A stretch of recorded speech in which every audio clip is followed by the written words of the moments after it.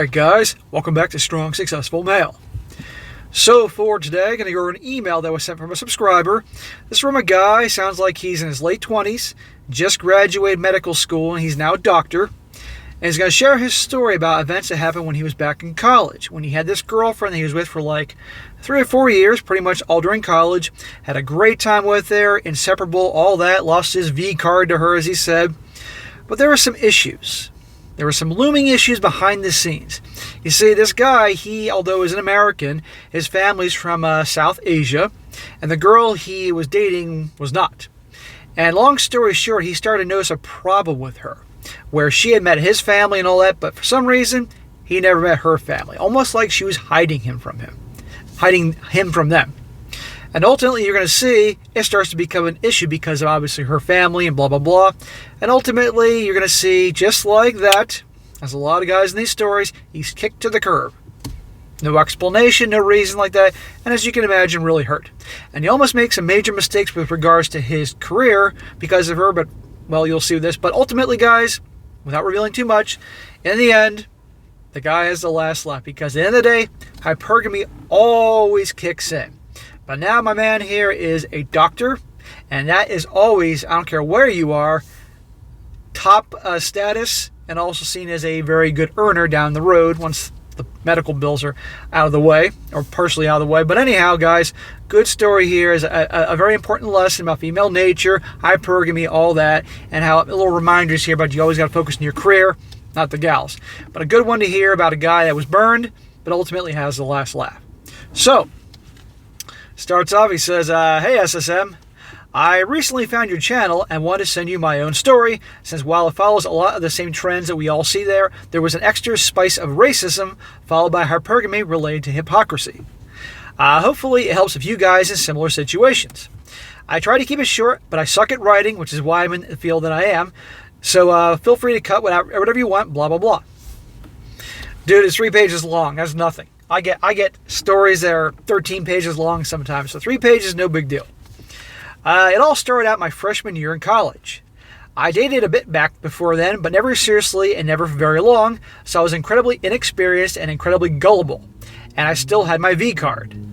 I suppose looking back, I could be embarrassed about how much of a gullible nice guy archetype I was, but if I'm being honest, I don't regret it since I am who I am today, and much of my more practical and realistic views on relationship came out of that experience.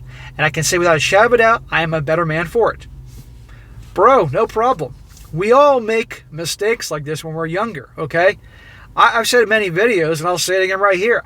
A lot of things I tell you guys not to do, I did the same crap when I was younger in junior high, in high school, in college, in my early 20s. A lot of things. I was a typical nice guy. I didn't know any better. I didn't have YouTube, and I certainly wasn't going to read any books on the subject because we're going way back in time. I mean, when I was a teenager, the internet was just getting started. You know, I didn't have the access to a first computer until I was 19 at home.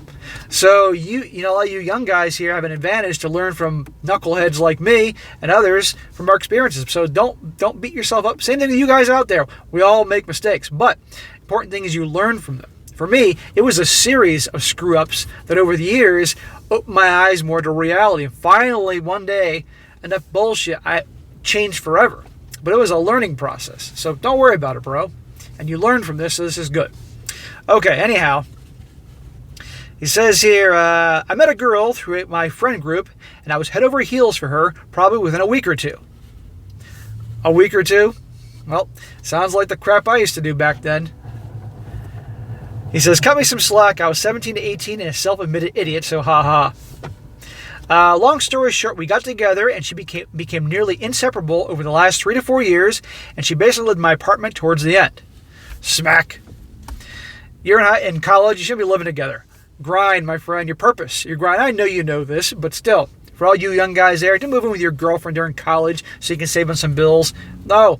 She can live in her place, you live in yours, maybe you're in the dorm with your bros, maybe you rent an apartment with your buddies or something like that, but you're on your grind, you're on your purpose. He said they were inseparable, which happens to a lot of people when they're young, but that's extra time you can be studying. That's extra time you can be at the gym or a job saving some money or with your bros. And the more time you have apart, because obviously you're going to see her once a week, maybe twice a week, That way she's wondering about you all the time and thinking about you and missing you and wondering who you're with, do you even care, blah, blah, blah. Because nice guys will spend every waking second with their girl when they can. Bad boys or guys on the rise will spend some time with them, but not all the time. And that keeps them coming back for more. Just little tips here. Now to get to the next part, it's kind of relevant to say that I am ethnically South Asian, but I was born and raised in the United States, so never became one of those creepy neckbeard varieties that are everywhere online. I have no idea what that means. Maybe someone can explain to me in the comments section.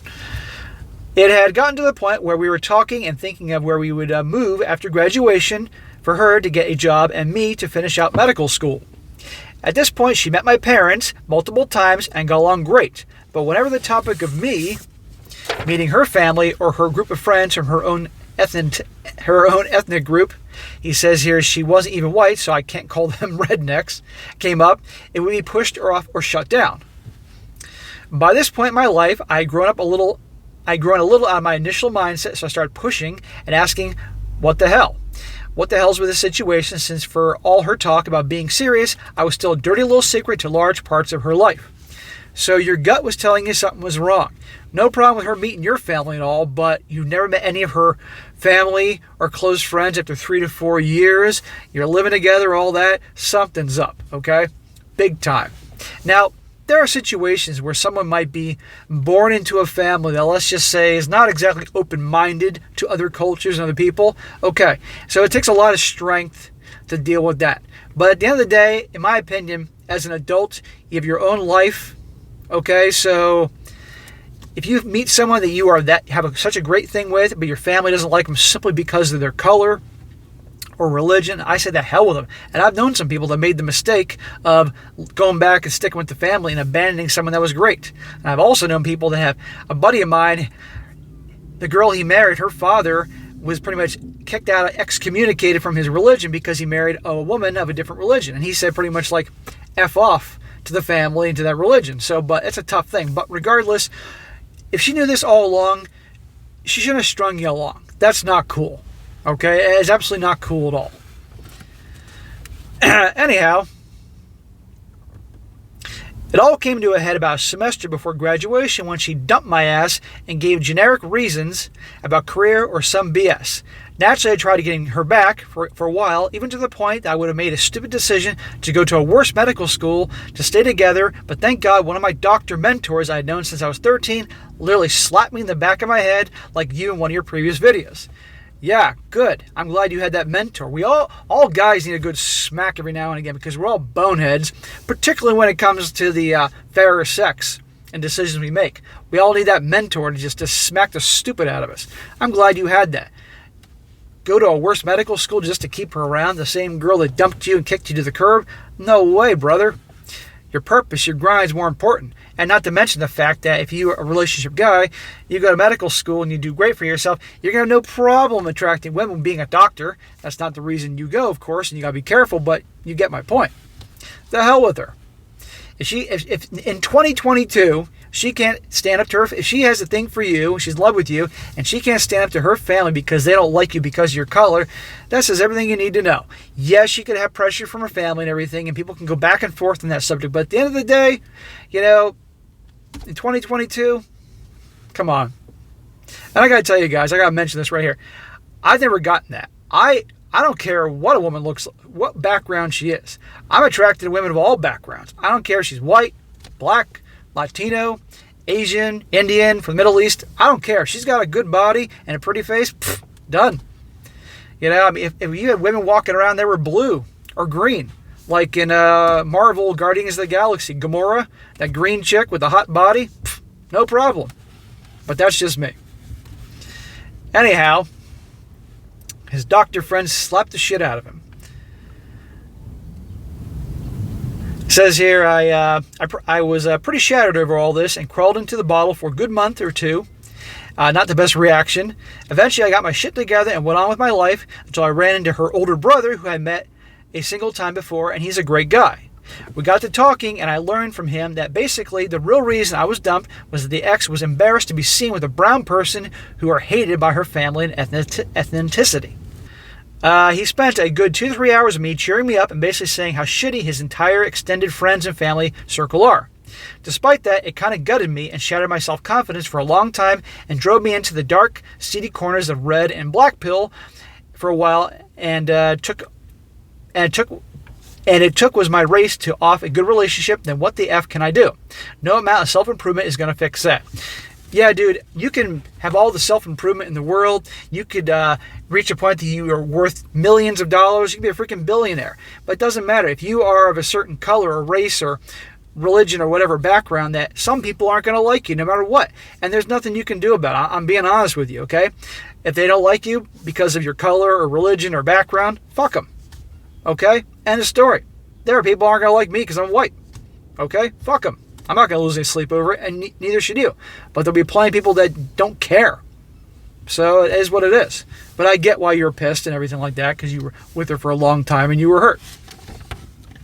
It says, fast forward 4 years, and I put my shit back together and got over my insecurities about my race, though probably an unhealthy amount of hookups, and I'm finishing out medical school and back in March.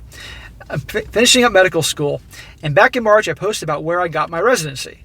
He says it's a good place, and like a good point, I thought I was... okay, there's a little mix-up in his writing here. He got a good residency, so he's doing good. Then a week later, I got a text from my ex saying that she was looking through old pictures, saw one of us, and felt like catching up. Imagine that. She threw you away like a piece of garbage. You haven't heard from her for 4 years. You're now out of medical school. You're in a good residency. You put a picture on, I guess, Facebook somewhere or Instagram, I don't know where. And all of a sudden, look who's back. Because now you got that status. You're going to be starting making some money. Now look who's back. Hypergamy, gentlemen.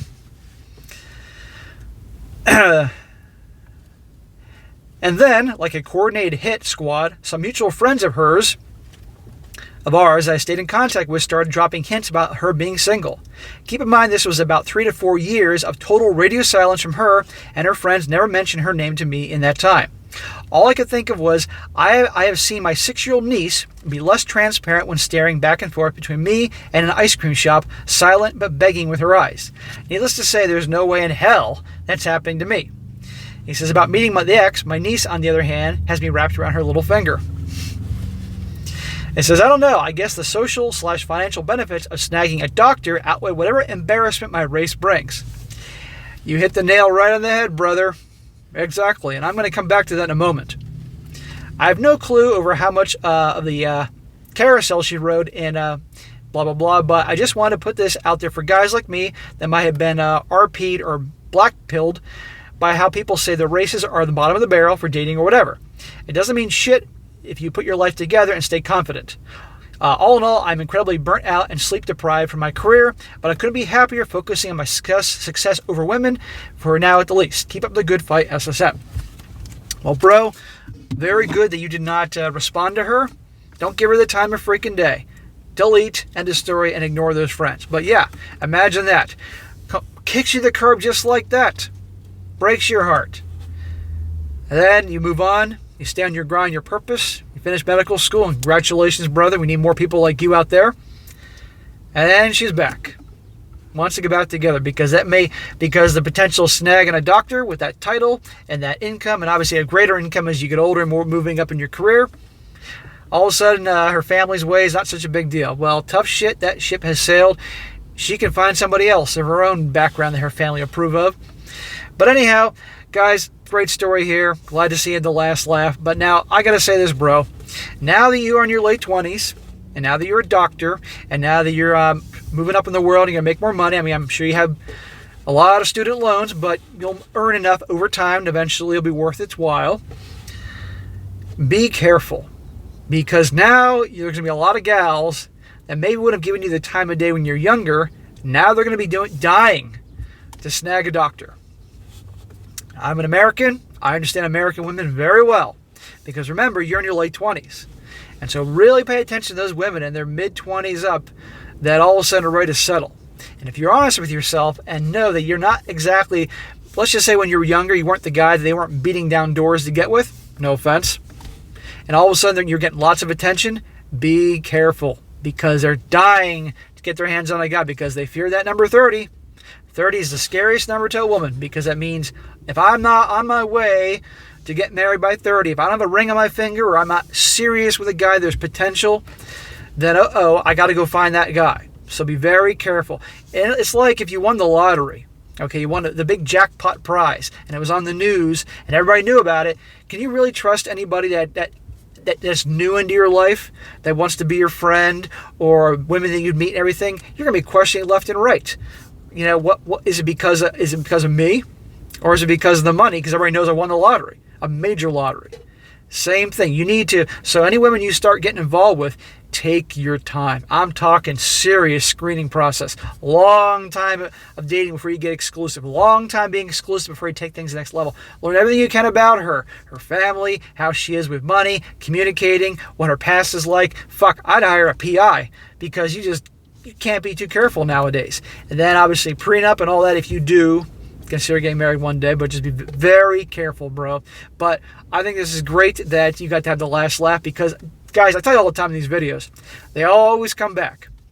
They may kick you to the curb. You don't hear from them for years. And if you don't chase after them and you move on and you improve yourself, believe me, they're going to come back because either A, they're running out of options because maybe they're getting older and they're not as desirable as they once were. Maybe they put on 50 pounds, and guess what? Guys aren't attracted to women that suddenly put on 50 pounds, no matter how hot they were when they're younger.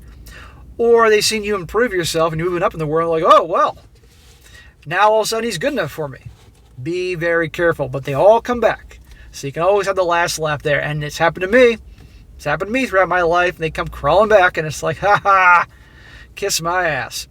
All right, guys, that is it for today. Be sure to comment down below. Let this guy know what you think about this. Great job, bro. Keep on your grind. I wish you all well in your career.